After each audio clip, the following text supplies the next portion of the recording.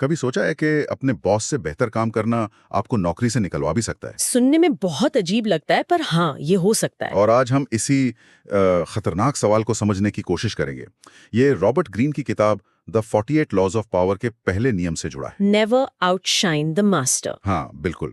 अपने मालिक से कभी आगे ना बढ़े। या कहें उनकी चमक कभी फीकी न पड़ने दें। लेकिन ये सुनने में थोड़ा डरपोक वाली बात नहीं लगती? क्या इसका मतलब ये है कि हम अपना बेस्ट काम दिखाएं ही नहीं? देखिए, यही सबसे आम गलतफहमी है।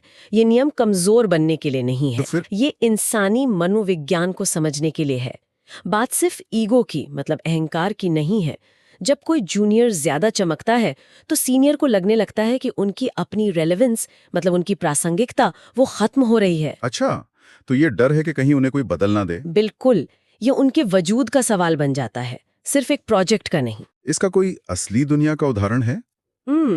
सबसे बेहतरीन उदाहरण है मेटा, यानी फेसबुक। फेसबुक, हाँ। मार्क ज़करबर्ग एक विजनरी फाउंडर थे, है ना? पर कंपनी के जो रोजाना के काम होते हैं, ऑपरेशंस। हाँ, ऑपरेशंस, उसमें वो उतने माहिर नहीं थे। और तब आई शेरिल सैंडबर्ग, जो एक कमाल की सीईओ थी। उन्होंने तो पूरा बिजनेस ही संभाल लिया था। बिल्कुल।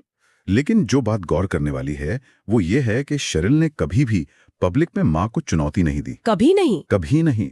हर इंटरव्यू में, हर मीटिंग में उन्होंने माँ को ही फाउंडर और लीडर के तौर पर आगे रखा। वाह, मतलब उन्होंने अपनी काबिलियत को अपनी ताकत भी बनाया और उसे मार्क ज़करबर्ग के लिए खतरा भी नहीं बनने दिया। हाँ, पर इस केस में एक और परत है। शेरिल ने मार्क को कभी आउटशाइन तो नहीं किया, लेकिन उनकी अपनी ब्रांड वैल्यू इतनी ज्यादा बढ़ गई कि एक समय पर लोग फेसबुक की सफलता का श्रेय मार्क से ज्यादा उन्हें देने लगे थे। अच्छा, तो यहाँ पर ये रणनीति थोड़ी खतरनाक भी हो सकती है, जब आपकी काबिलियत छिपाए नहीं छिपती। लेकिन एक मिनट, अगर कोई बॉस जानबूझकर आपको दबा रहा हो, आपकी मेहनत का क्रेडिट खुद ले रहा हो, तब तो ये नियम एक तरह से गलत चीज को बढ़ावा नहीं दे रहा। ये बहुत जरूरी सवाल है और समझना होगा कि ये एक रणनीतिक चाल है, कोई जिंदगी का फलसफा नहीं। अच्छा, एक स्ट्रैटेजी। हाँ, अगर माहौल जहरीला है या बॉस की नीयत ही खराब है तो ये नियम आप पर ही भारी पड़ेगा।